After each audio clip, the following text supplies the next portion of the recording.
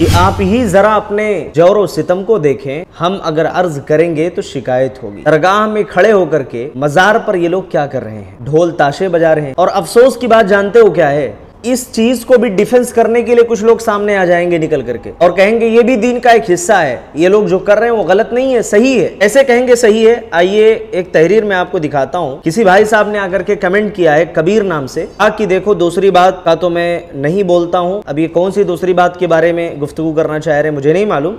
اگر یہ دیکھ رہے ہیں تو میں ان سے کہوں گا کہ ذرا کمنٹ کر کے وہ دوسری بات بھی بیان فرمائیں کریں۔ لیکن غریب نماز کی شان اللہ رب العالمین کی عطا سے ہی تھی۔ کسی بھی نیت سے آپ کے پاس جب آتا تھا، چاہے دشمنی کی نیت سے ہو یا پھر کسی اور نیت سے، تو آپ کو دیکھ کر کے مسلمان بن جاتا تھا۔ یہ بتاؤ جناب والا کبیر صاحب، اگر آپ میری اس گفتگو کو سن رہے ہو کہ روئے زمین پر سب سے عظیم ہستیاں کون ہیں، اور اللہ کے رسول صلی اللہ علیہ وسلم کے گھر میں یہاں جو آپ کہہ رہے ہو غریب نواز کے چہرے کو دیکھ کر کے، میں پہلے یہاں واضح کر دوں کہ غریب نواز صرف اللہ کی ذات ہے، غوث اعظم یا غوث پاک صرف اللہ کی ذات ہے، مدد کرنے والا صرف اللہ رب العالمین، کوئی دوسرا نہیں ہو سکتا ہے کائنات کے اندر۔ ہو سکتا ہے کہ اللہ رب العالمین نے کسی کو کوئی چیز عطا فرما دی ہے، لیکن عطا کرنے کا یہ مطلب ہرگز نہیں ہوتا ہے اس کے پاس کچھ مخصوص ایسی طاقتیں ہوں وہ جب چاہے جس طرح چاہے اپنے اس طاقت کا اظہار کر سکے۔ اللہ رب العالمین بہت سارے نیک لوگوں کو بہت ساری چیزیں عطا فرما دیتے ہیں، اس سے ہمیں بالکل بھی انکار نہیں ہے، لیکن جو ان کے ماننے والے یا ان سے عقیدت رکھنے والے لوگ ہیں، جانتے ہو کیا کرتے ہیں؟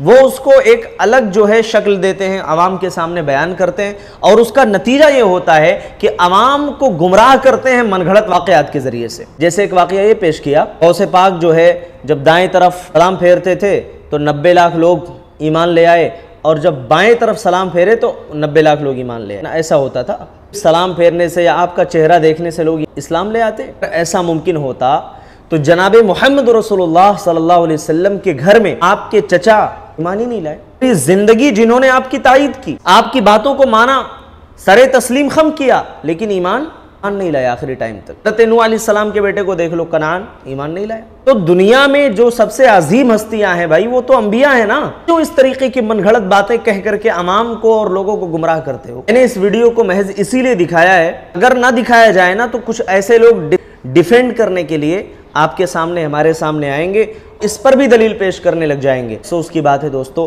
اللہ تعالیٰ سے یہ دعا کرتے ہیں کہ اللہ ہدایت پر ثابت قدم رکھے اور اس طریقے کی گمراہی سے بچائے۔